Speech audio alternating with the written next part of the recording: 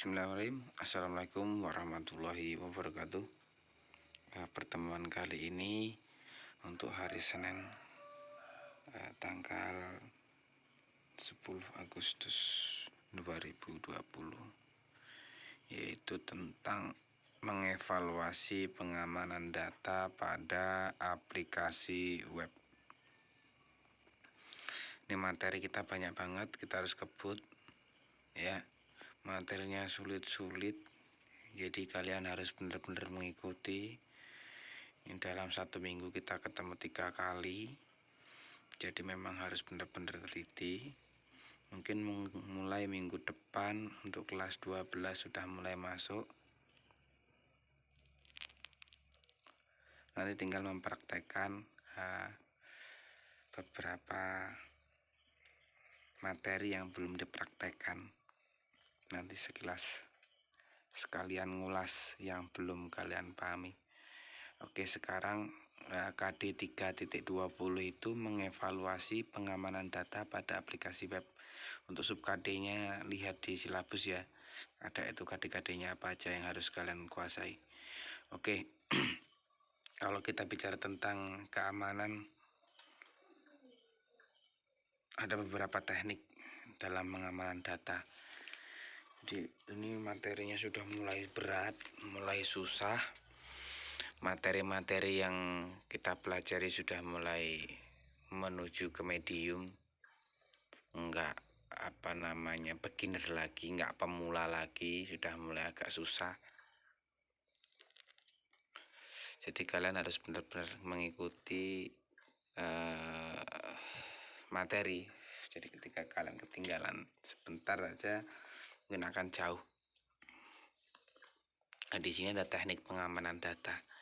Jadi ketika data kalian itu disimpan dalam sebuah server, jadi harus mempunyai cara.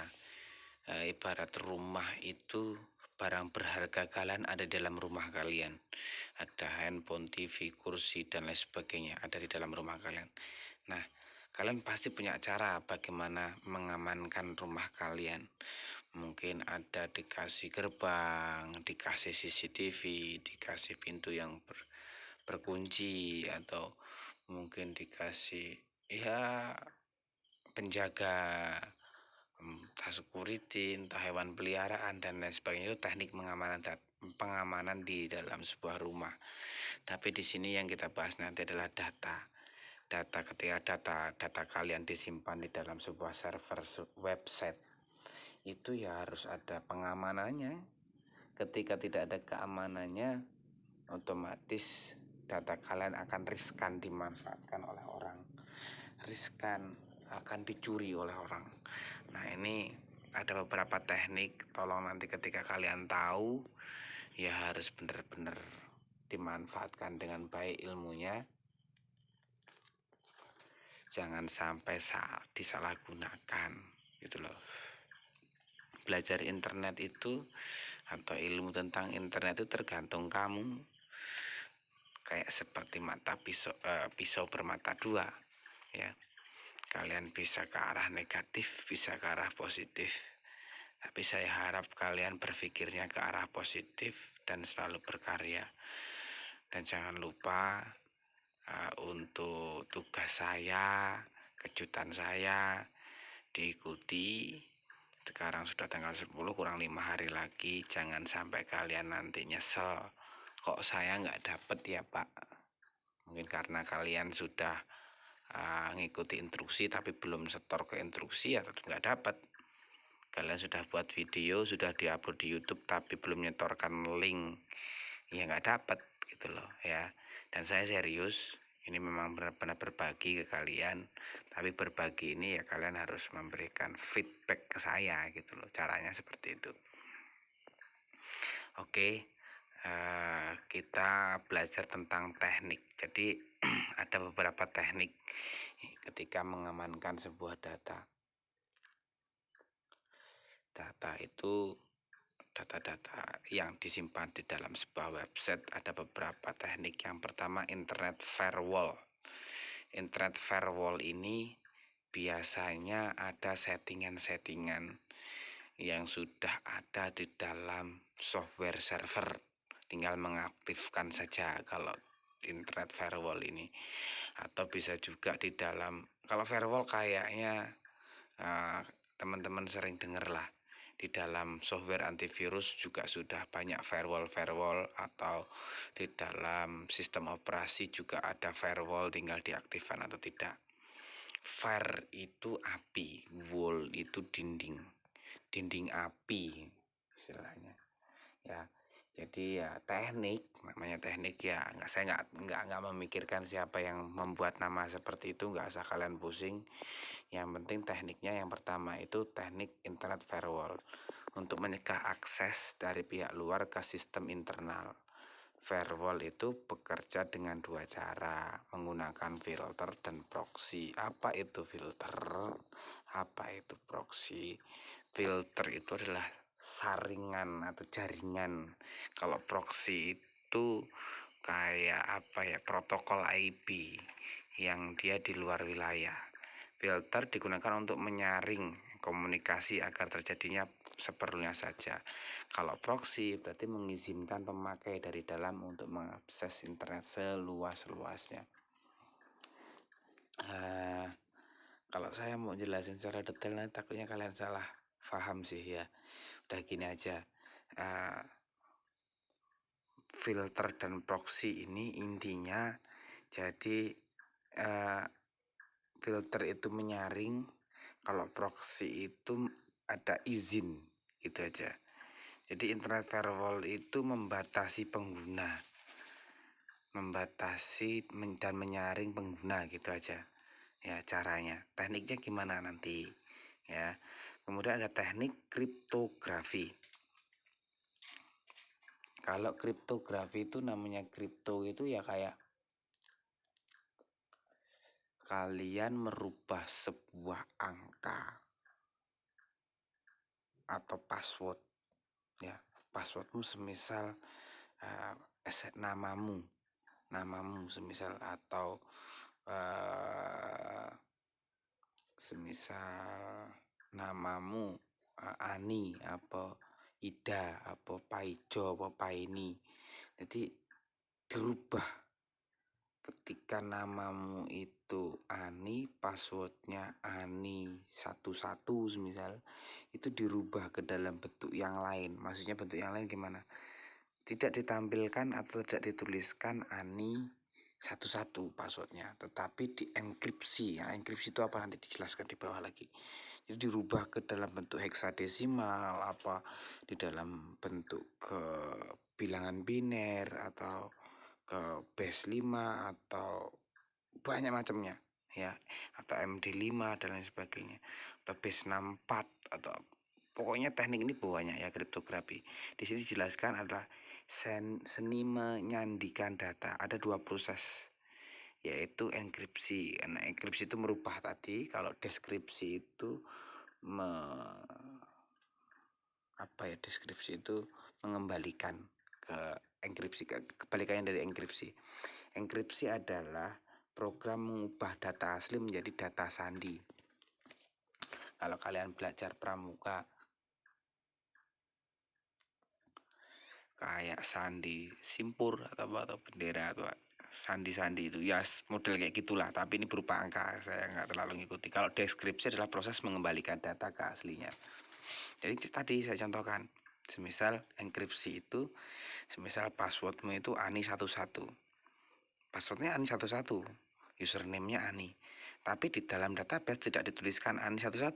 Ketika membuat benar Ani11, tapi ketika masuk di dalam database dia tampilannya akan berubah menjadi ADBC, ODBC dan lain sebagainya, tergantung enkripsinya. Kalian kan sudah belajar bilangan biner, heksadesimal dan lain sebagainya. Ketika kalian nanti merubah nama itu, semisal Ani 11 dirubah ke heksadesimal, tampilannya apa? Huruf kan, A berarti itu 10 11 ya kan, dan lain sebagainya seterusnya. Kalau deskripsi itu mengembalikan dari heksadesimal dikembalikan lagi ke ANI 11 gitu loh. Namanya proses dekripsi, bukan enkripsi. Oke, teknik yang kedua. Teknik yang pertama tadi internet firewall, teknik kedua adalah kriptografi. Nah, yang ketiga adalah secure socket layer atau SSL. SSL ini adalah proses bagaimana mengirim data melalui transmisi yang disandikan atau pengiriman data dengan cara menyandikan data. Hal ini dilakukan agar komputer-komputer yang berada pada pengiriman dan penerima data tidak dapat membaca isi data. Kalau soket SSL ini kayak kalian tuh ngirim data, tapi data yang kalian kirim itu tidak berupa data asli gitu loh. Sudah berbeda. Jadi kalian biar tidak kebaca, hanya orang yang bisa membaca SSL atau SSL-nya pakai apa, baru kalian bisa membaca data yang kalian kirim. Contoh ini, keamanan data pada jaringan komputer yang terhubung dengan sebuah jaringan internet akan rawan terhadap penyusupan atau kejahatan dari luar. Jika seseorang bisa menyusup ke sebuah komputer, maka orang tersebut dapat dengan mudah mengambil data-data yang tersimpan pada komputer tersebut dan menggunakannya untuk keuntungan pribadi. Nah, dari situ ada dua bentuk aktivitas terhadap jaringan komputer, yaitu hacking dan cracking. Apa itu hacking? Hack itu membobol, ya.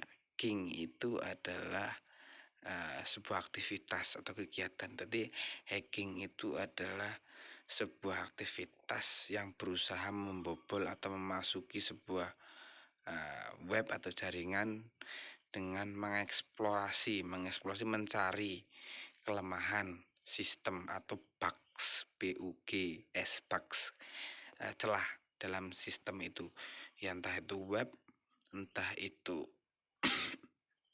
jaringan komputer, entah itu sistem administrasi atau sistem program. Kalau hacking itu mencari celah. Jadi pelakunya siapa? Pelakunya hacker. Jadi bukan kalau Pak, Facebook saya dihack orang, nah, bukan kehack. Kalau kehack itu jadi gimana ya? Mungkin nanti saya jelaskan lagi lah teknik-teknik hacking. Ada beberapa teknik hacking. Sebetulnya Facebook sampean istilahnya belum kehack orang, bukan kebobol lah istilahnya. Jadi ada beberapa kalian yang ceroboh, dalam artian kalian terkena phishing. Sebetulnya yang tepat tuh terkena phishing, bukan kehack. Semisal status beranda kalian isinya hal-hal yang tidak benar atau kalian tidak merasa memposting, itu bukan kehack sebetulnya, kena phishing. Jadi kalian beranda kalian mengirimkan data otomatis, bukan hacking. Kalau hacking itu data kalian dibobol, bisa masuk ke sistem di Facebooknya. Kalau Facebook itu hampir tanpa celah sih menurut saya, kayak Google itu hampir tanpa celah, cuman tetap ada celahnya. Karena setinggi-tingginya langit masih ada langit, kan istilahnya gitu kalau di dalam dunia komputer. Sepandai-pandainya kamu dalam dunia komputer, masih ada lagi orang yang lebih pandai. Jadi jangan menyombongkan diri kalau dalam dunia komputer. Kalian udah pandai dalam komputer, masih ada lagi di atas kalian, itu pasti. Nah, kalau cracking itu memaksa.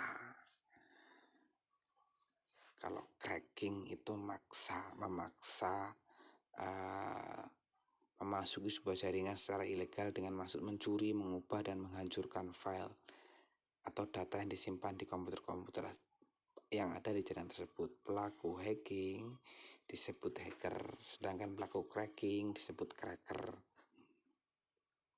Ada lagi istilah baru namanya carding. Carding itu membobol ATM, membobol visa, itu carding. Istilahnya pelakunya carder namanya.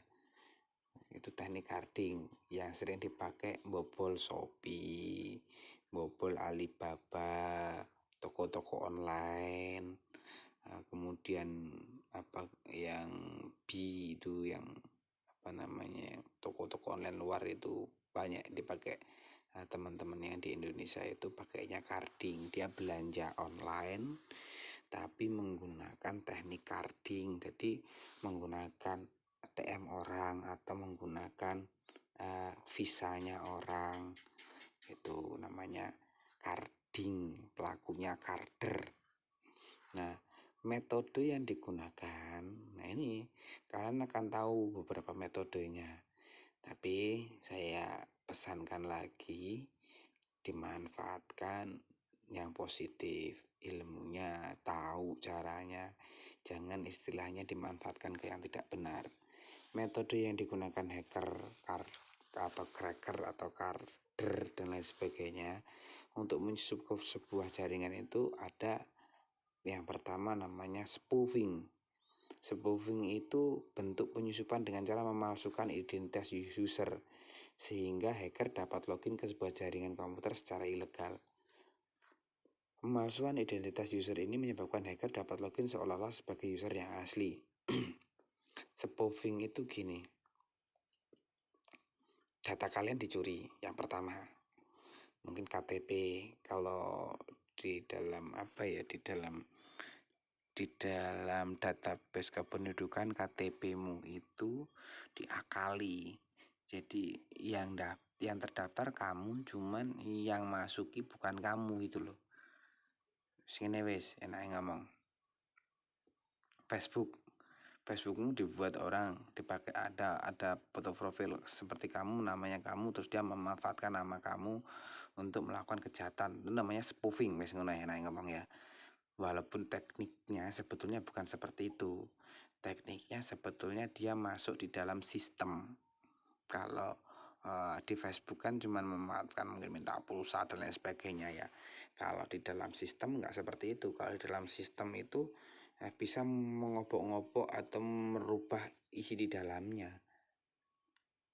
Kalau spoofing itu ya, tekniknya namanya spoofing, membuat identitas seolah-olah asli padahal itu palsu. Kalau yang kedua scanner itu dia mencari kelemahan sebuah sistem, mencari kelemahan sistem yang ada di dalam aplikasi itu. Contohnya dia nih penjelasannya, scanner merupakan salah satu bentuk penyusupan dengan menggunakan sebuah program secara otomatis mendeteksi kelemahan sistem keamanan sebuah jaringan komputer di jaringan lokal ataupun jaringan lainnya. Jadi dia mencari dulu, menyeken bugs atau kelemahan ada yang ada di dalam sistem itu, program itu atau jaringan itu, dicari ini ada bugsnya di mana. Ibaratnya ngomong tuh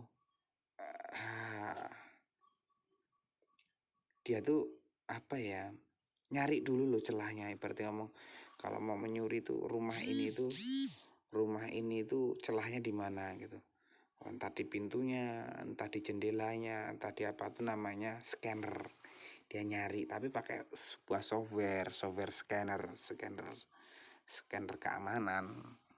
Nah yang ketiga adalah sniffer itu metodenya menganalisis, memonitor jaringan komputer. Program ini mengatur kartu jaringan untuk memonitor dan menangkap semua lalu lintas paket data yang melalui jaringan tanpa merugikan kepada siapa paket data tersebut dikirimkan.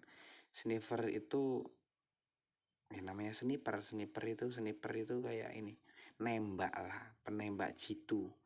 Jadi semua data itu dikumpulkan, di proses pengiriman data semua dikumpulkan kemudian dibaca sama dia, kira-kira mana yang pas, yang tepat untuk masuk dalam sistem itu gitu kalau sniffer. Kalau yang keempat adalah password cracker itu ya membuka password yang sudah dienkripsi itu yang dirubah tadi. Ada juga password cracker berproses dengan cara menghancurkan sistem keamanan password. Password cracker itu kayak teknik blue force Blue Force, dia mencari password. Semisal namanya di dalam sistem ini Ani, passwordnya Ani 11. Tapi kan kita nggak tahu tuh Ani 11 passwordnya.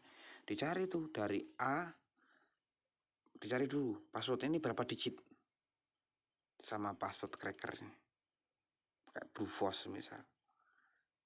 Oh 5 digit. Misal Ani 11 berarti 5 digit. A, huruf pertama A, dicari A, B, C, bener nggak? Oh bener A. Dia rolling terus acak sampai ketemu Ani 11. Namanya password cracker. Oke, paham? Nah, tekniknya.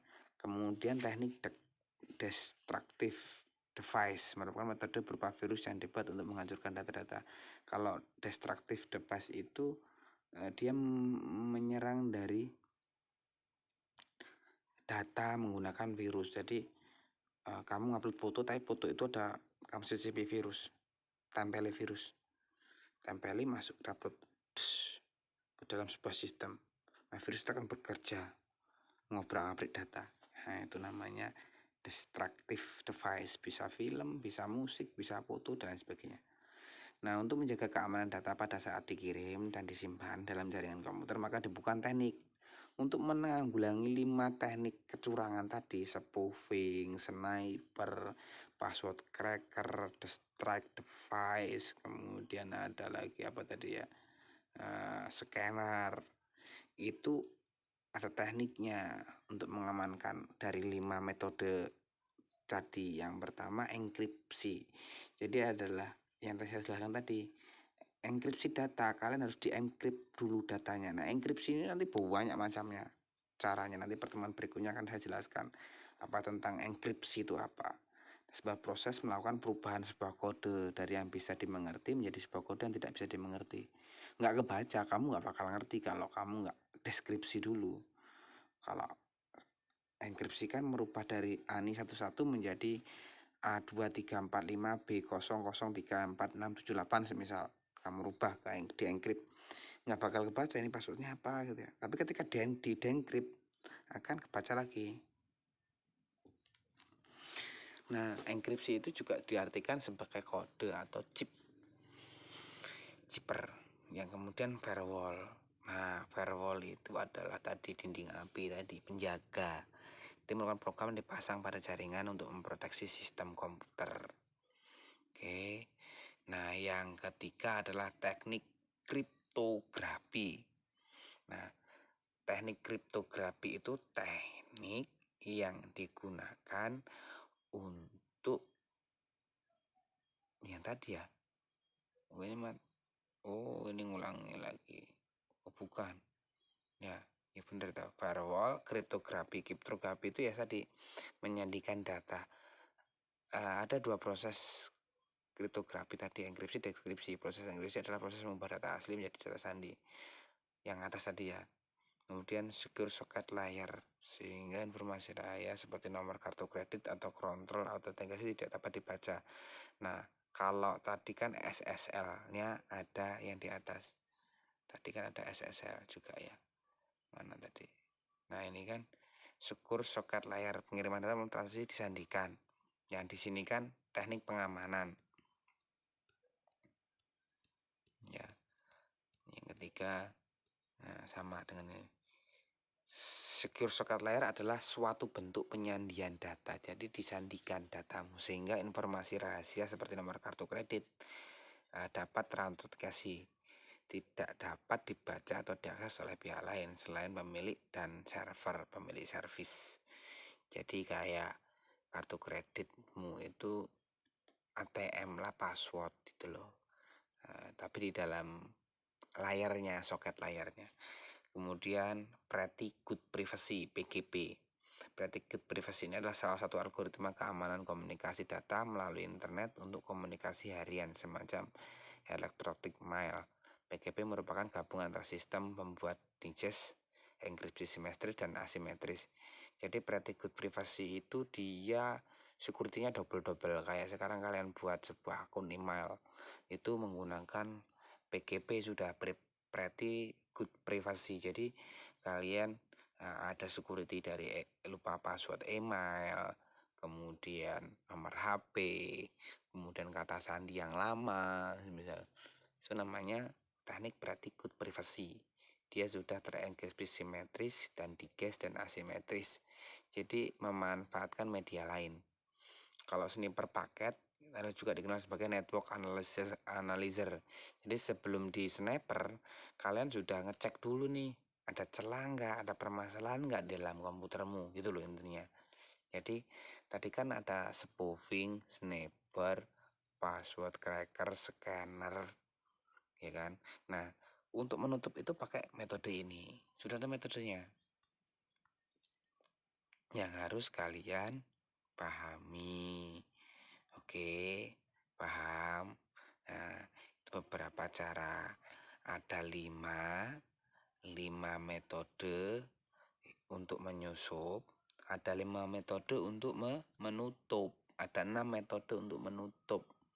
Jadi ketika kalian itu tahu bagaimana cara buka, ya bagaimana caranya, kalian harus tahu bagaimana caranya menutup celah itu.